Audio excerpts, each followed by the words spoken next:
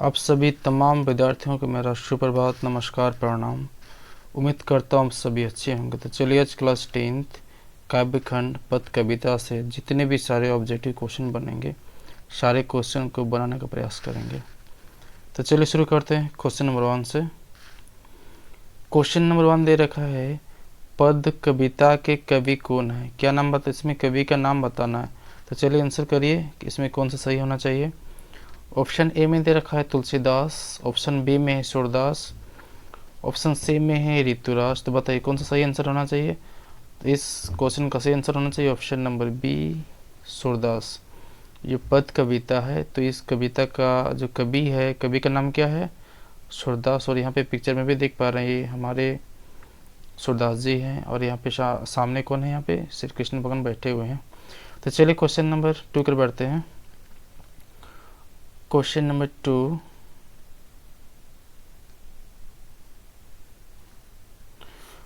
Question number 2 है कि बड़ा भागी किससे कहा गया है? आपको ये बताना है कि ये जो कविता है, ये पद कविता में ये जो बड़ा भागी किससे कहा गया है। ऑप्शन नंबर ए दे रखा है उद्धव, ऑप्शन बी कृष्ण को, ऑप्शन सी गोपियों को, या फिर इनमें से कोई नहीं। तो बताइए क्या आंसर होना चाहिए। तो इस क्वेश्चन का सही आंसर होगा ऑप्शन नंबर ए, उद्धव को क्या कहा गया, इसमें बड़ा भागी कहा गया है। क्वेश्चन नंबर 3 को बढ़ते हैं। क्वेश्चन नंबर 3 यहाँ पे बोल रखा है कि जो गोपियाँ हैं कृष्ण के प्रेम में किस प्रकार डूबी रहती है, ये बताना है आपको। ऑप्शन ए में है पत्तों की भांति, ऑप्शन बी में है जैसे चींटियाँ गुड़ से चिपक जाती हैं, ऑप्शन सी अनुभूति की भांति, या फिर ऑप्शन डी इनमें से कोई नहीं। तो इस क्वेश्चन का सही आंसर कौन सा होना चाहिए? ऑप्शन नंबर बी, जैसे चींटियाँ गुड़ से चिपक जाती है। नेक्स्ट क्वेश्चन को बढ़ते हैं। क्वेश्चन नंबर 4, क्वेश्चन 4 में यहाँ पे देखिए बोल रहे कि जी गोपियों ने उद्धव की तुलना किससे की, ये बताना है आपको। ऑप्शन ए में देखिए कमल के पत्तों से, ऑप्शन बी में तिल के गागर से, ऑप्शन सी गुड़ के समान से। तो बताइए कौन सा आंसर होना चाहिए। और ऑप्शन डी यहाँ पे दे रखा है, ऑप्शन डी दे रखा है ए और बी दोनों। तो बताइए सही आंसर कौन सा होना चाहिए। तो इस क्वेश्चन का सही आंसर होगा ऑप्शन नंबर ए और ऑप्शन नंबर बी। क्या होगा ये दोनों ही क्या है आपका, ये दोनों ही क्या आपका सही आंसर है। यानी जो गोपियों ने उद्धव की तुलना किससे करी है, उन लोग कमल के पत्तों से भी सही होगा और तिल के गागर से भी, ये दोनों क्या होगा ऑप्शन नंबर सही होगा। यानी ऑप्शन नंबर किस में दे रखा है, ऑप्शन नंबर दे रखा है ऑप्शन नंबर डी, ए और बी दोनों ही क्या होगा इसका सही आंसर होगा।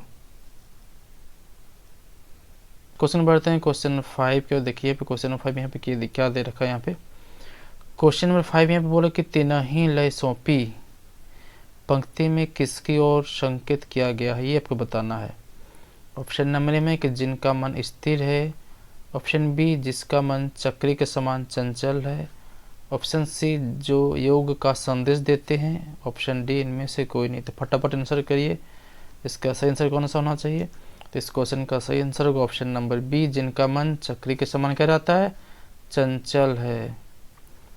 नेक्स्ट क्वेश्चन नंबर 6 में यहाँ पे देखिए क्वेश्चन नंबर 6 बोले कि गोपियों ने अपने मन को कैसा बताया, ये बताना है आपको। जो गोपियाँ हैं अपने मन को कैसा बताया है, आंसर करिए क्या होना चाहिए।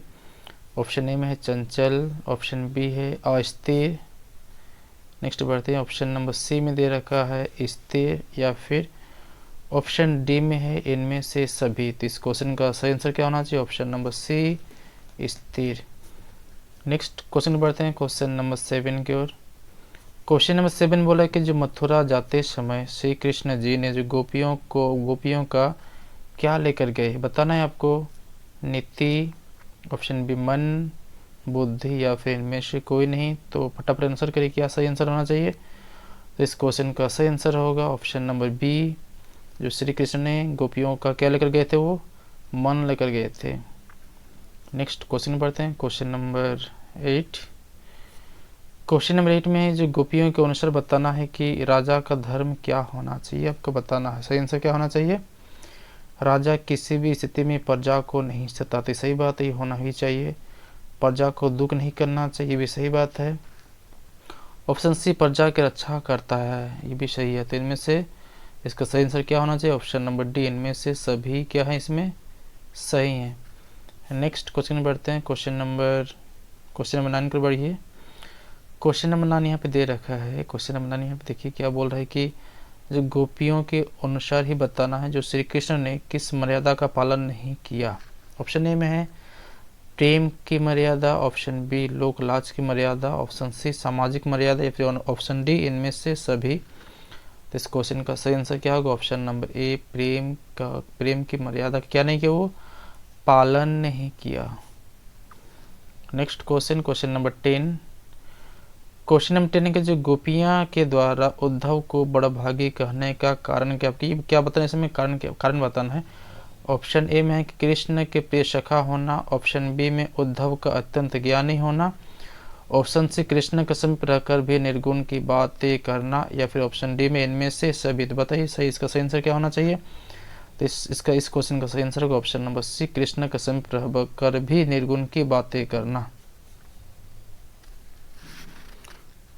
क्वेश्चन नंबर 11 यहाँ पे दे रखा है जो कमल के पत्ते वो जल का उदाहरण निम्नांकित में से किसके लिए क्या हुआ यहाँ पे प्रयुक्त हुआ है। तो ऑप्शन यहाँ पे दे रखा है कि ऑप्शन ए गोपियों के लिए, ऑप्शन बी उद्धव के लिए, ऑप्शन सी है श्री कृष्ण के लिए, ऑप्शन डी खुद कवि के लिए। तो बताइए इसका सही आंसर क्या होना चाहिए? इस क्वेश्चन का सही आंसर होगा ऑप्शन नंबर बी उद्धव के लिए। नेक्स्ट क्वेश्चन बढ़ते हैं। Question number 12। क्वेश्चन 12 यहाँ पे बोल रहा है कि जो कृष्ण जब व्रत जाते समय अपने साथ गोपियों का क्या चुरा के ले गए थे। ऑप्शन ए में है कि माखन, ऑप्शन बी में है शहद, ऑप्शन सी में क्या है दही, या फिर ऑप्शन डी गोपियों का मन। तो बताइए सही आंसर क्या होना चाहिए? तो इस क्वेश्चन का सही आंसर होगा ऑप्शन नंबर डी गोपियों का मन। नेक्स्ट क्वेश्चन बढ़ते हैं। Question number 13। क्वेश्चन नंबर 13 यहाँ पे दे रखा है कि निम्नांकित में से कौन सी रचना सूरदास ने नहीं की है, ये बताना है आपको। इनमें से कौन सा सूरदास ने नहीं लिखी है बताना है आपको। ऑप्शन नंबर ए में है कि सुरसागर, ऑप्शन बी सुर सरावली, ऑप्शन सी है साहित्य लहरी, और नेक्स्ट ऑप्शन है ऑप्शन नंबर डी है क्या यहाँ पे? ऑप्शन नंबर डी में है कि साहित्य अमृत। जो सूरदास ने जो साहित्य अमृत का रचना ये नहीं किया है ये।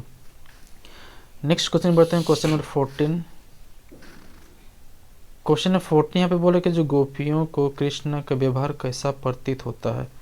ऑप्शन ए उदार, ऑप्शन बी छलपूर्ण, ऑप्शन सी निष्ठुर, या फिर ऑप्शन डी इनमें से कोई नहीं। तो इसका सही आंसर क्या होना चाहिए? Option number B छलपूर्ण।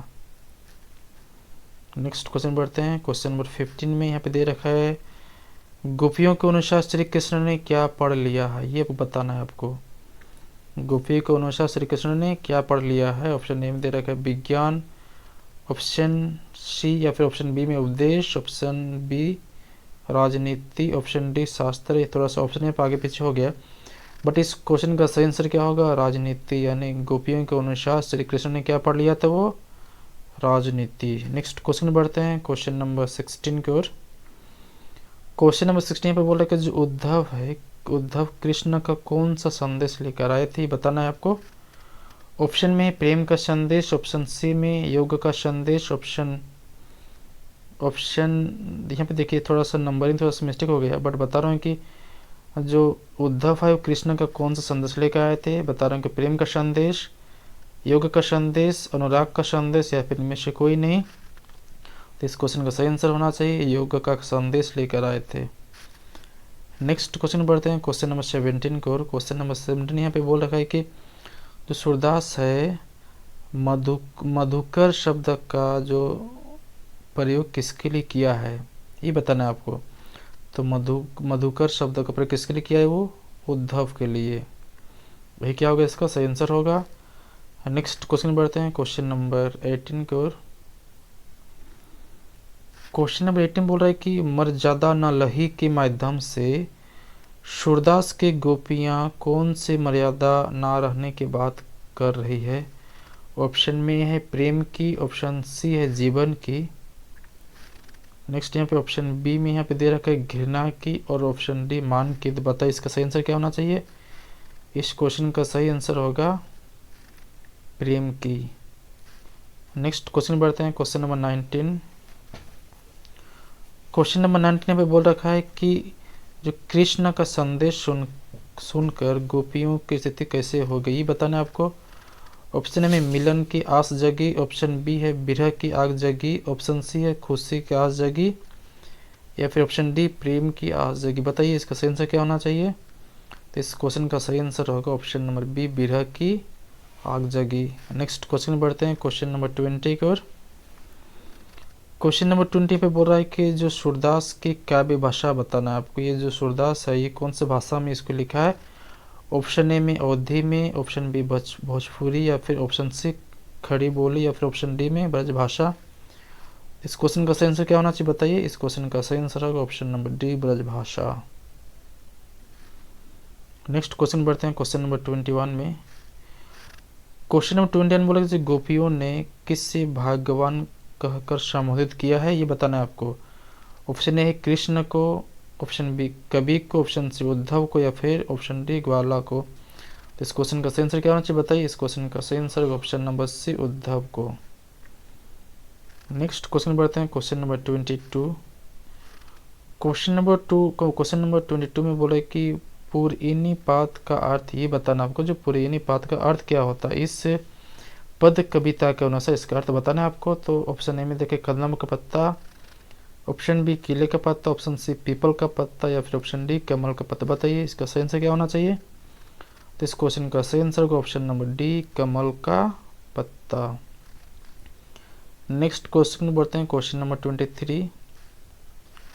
Question number 23 यहाँ पे दे रखा है। देखिए यहाँ पे क्वेश्चन नंबर 23 में है कि जी प्रस्तुत पद में किसकी मन की बात मन में रह गई, ये आपको बताना है कि किसकी मन की बात मन में रह गई। ऑप्शन ए में है कि गोपियों की, ऑप्शन देखते हैं। ऑप्शन नंबर बी में है कृष्ण की, ऑप्शन सी उद्धव की, या फिर ऑप्शन डी राधा की। आपको सही आंसर करना है इसमें। तो इस क्वेश्चन का सही आंसर क्या होगा। इस क्वेश्चन का सही आंसर होगा ऑप्शन नंबर ए, गोपियों की। नेक्स्ट क्वेश्चन बढ़ते हैं क्वेश्चन नंबर 24। क्वेश्चन नंबर 24 यहाँ पर देखिए कृष्ण ने गोपियों के लिए कौन सा संदेश भिजवाया था, ये आपको बताना था। तो ऑप्शन में देखिए यहाँ पे योग का, भक्ति का, सगुन का, या फिर मिलन का। ऑप्शन कौन सही होना चाहिए बताइए, फटाफट आंसर करिए। तो इस क्वेश्चन का सही आंसर क्या होना चाहिए, योग का। नेक्स्ट क्वेश्चन बढ़ते हैं क्वेश्चन नंबर 25 को। क्वेश्चन नंबर 24 यहाँ पे दे रखा है कि बोला कि कृष्ण के संदेश को सुनकर गोपी की स्थिति कैसी हो गई, ये बताना है आपको। ऑप्शन ए में दे रखा है मिलन की आग जगी, बी में विरह की आग जगी, सी में खुशी की आग जगी, ऑप्शन डी में प्रेम की आग जगी। बताइए क्या आंसर होना चाहिए। तो इस क्वेश्चन का सही आंसर होगा ऑप्शन नंबर बी, विरह की आग जगी। 25 रिपीट करा यहाँ पे, ये 26 होना चाहिए, बट नंबर थोड़ा सा मिस्टेक हो गया। तो इस क्वेश्चन में यहाँ पे देखिए, इस क्वेश्चन बोला कि जो गोपियों के अनुसार बताना है कि जो कृष्ण ने कौन से मर्यादा को उल्लंघन की, बताना है आपको। ऑप्शन ए में देखा जाति की, ऑप्शन बी धर्म की, ऑप्शन सी प्रेम की, या फिर ऑप्शन डी राजधर्म की। तो इसका सही आंसर कौन सा होना चाहिए। इस क्वेश्चन का सही आंसर होगा ऑप्शन नंबर सी, प्रेम की।